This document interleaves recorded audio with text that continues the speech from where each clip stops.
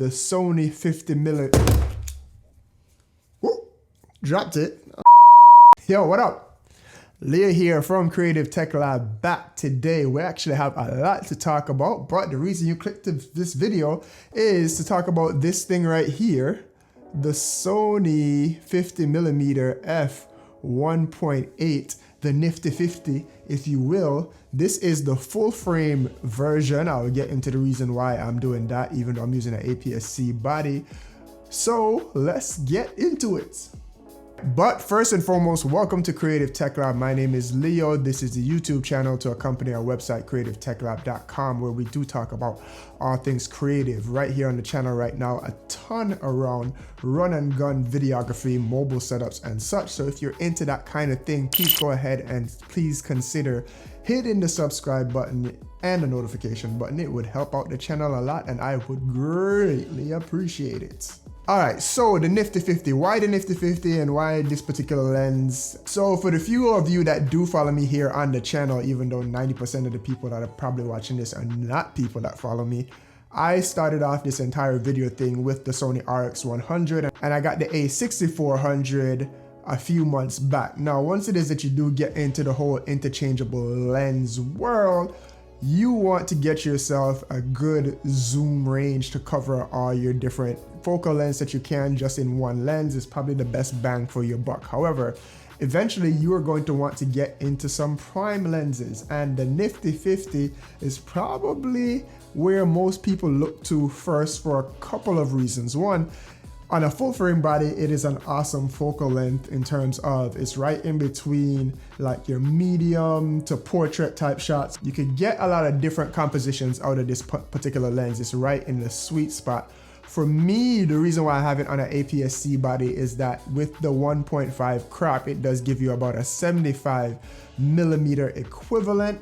So that's actually in your portrait style range, and it's great for B-roll and product photography and all that stuff that I do here on the channel, especially taking thumbnails and such. It's awesome for that. So the beauty of the Sony EMO is that you can use lenses across the different systems. Even if you have a crop body, you could use it on a full body. So that's why when it is that I started to look at it, the 50mm lens, instead of going with either the Sigma 56, or there is an optically stabilized APS-C lens that I could use, I decided to go for this.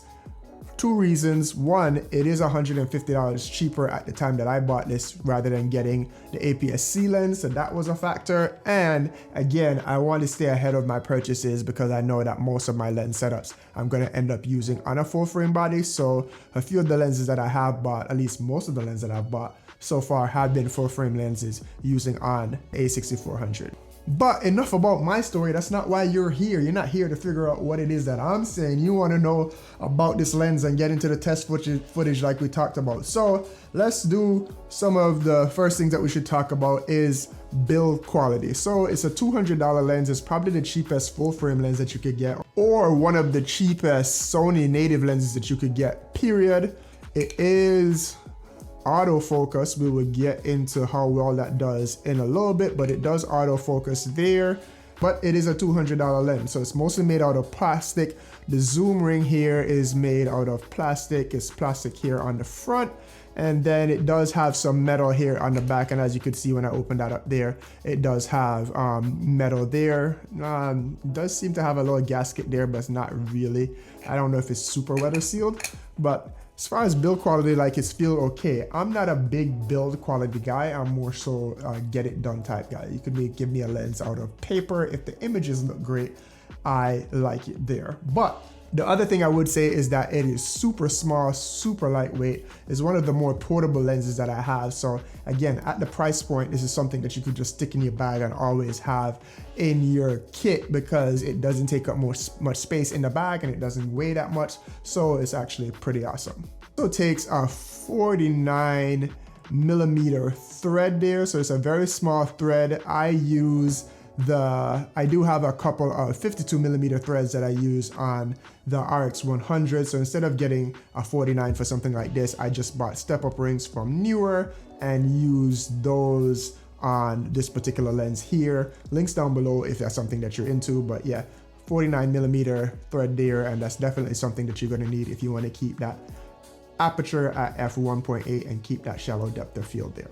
But performance wise, the reason I got the Nifty 50 originally was I do nightclub promotions and I was just shooting some stuff in the club, mainly to just put here on the channel and such. But the 17 to 28 Tamron lens that I do have was f2.8 and it did okay in the club, but I kind of wanted to see how the prime looked, and this actually turned out really well. As I'm rolling, I'll roll some footage here of those sample shots, but it actually came out really well. This was a really tough environment for any lens really, because it's like literally just moving lights and darkness and stuff. But as you can see, you did get a usable image out of the A6400 and this lens. So the low light is awesome. I would also say, like, in daytime, the bokeh is awesome.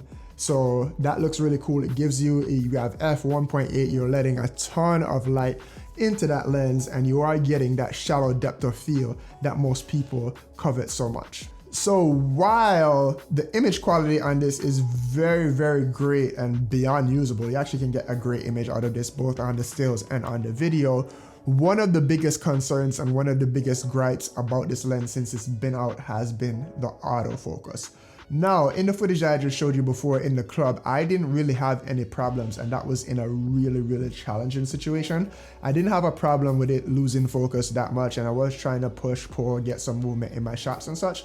It didn't give me that big of a problem. However, in the video that I showed, the gym cinematic that I just put out yesterday, link up here if you don't know what I'm talking about, I did have some autofocus issues with this lens, and looking back on it, it was kind of a challenging situation, but it shouldn't have been that big of a deal.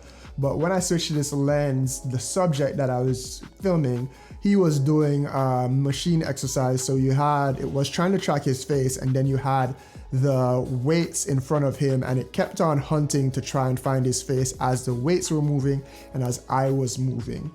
So since then I've tested it and haven't had that many issues, but just day before yesterday, I went out with a friend. Keela and I went out and I just tried to recreate those situations where I was moving back and forward and the lens kept up. What I did do to make sure that it was keeping up though, instead of just touch to focus, I did have tracking engaged on her face, and as you see me move forward and move backwards here on the bridge, it did a great job keeping up with her face. The square was locked around her face the entire time, except for when I got really close, it would then lose focus. But once it is that I backed up a little bit, it would catch focus again and not lose it. And then even I tried going back and forth and moving side to side on a plane there. So what I'd say here is, if you are running into any issues, maybe just kind of turn on object tracking and kind of make sure that it's locked on there. Another thing to note about autofocus is I'm using the A6400 and this camera came out last year and it does have some of Sony's fastest autofocus systems just far. So I think if you're using this on a newer camera, the autofocus might work just fine, aside from, again, like some of those challenging situations there, and again, just use tracking and that should sort that out. But I even here tested, you see me here with Hulk, and this can just kind of give you some more test footage to give you an idea of how fast it does focus. So you see me here panning from the face of the toy Hulk back over here just to what is my setup behind me here in my dining room, but I just moving back and forth there, and you can see it's pulling focus pretty fast there, at least fast enough for me. If it was that I was trying to catch a bunch of different things moving there, it seemed to be keeping up just fine, and almost every single time it was able to catch back onto the face there. It did recognize the face of the toy, and every single time that I moved back, it caught it back, and you could see how fast it took to rack focus there. All right, the one other knock that I do want to address against this lens is when it is that it is hunting and it is trying to find focus, it is noisy. The front of the lens actually moves as it is hunting for focus there, so you can hear a lot of noise, and that bothers some people. It doesn't bother me, and I wouldn't use this on a shoot where it is that I'm trying to record audio unless it was a static subject, and in that case, I'd probably be using manual focus anyway and locking off focus for that subject. Otherwise, if you're just moving around and trying to catch people there, this is not what I would use there. I'd probably be using something that's wider and a little bit more capable. So it doesn't bother me, but if noises bother you as it's hunting, then that might be a little bit of an issue. But in a static shot and in most situations, it's not gonna bother you.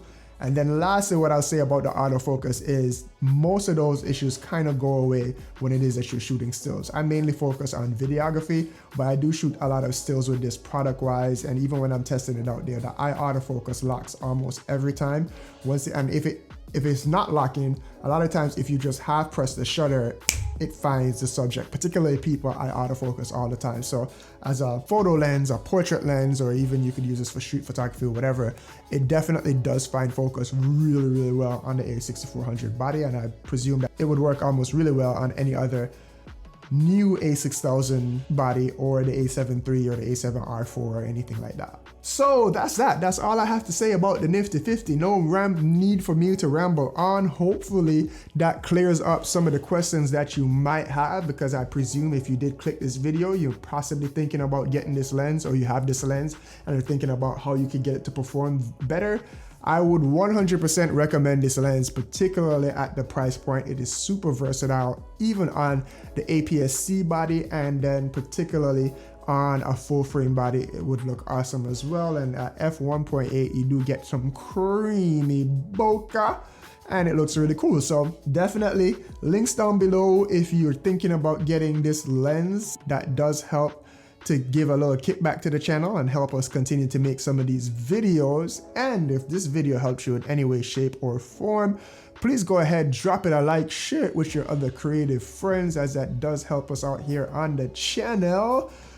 Hit the subscribe button, hit the notification button. This is the first of many lens reviews to come out here, and I will catch you in the next one. Peace!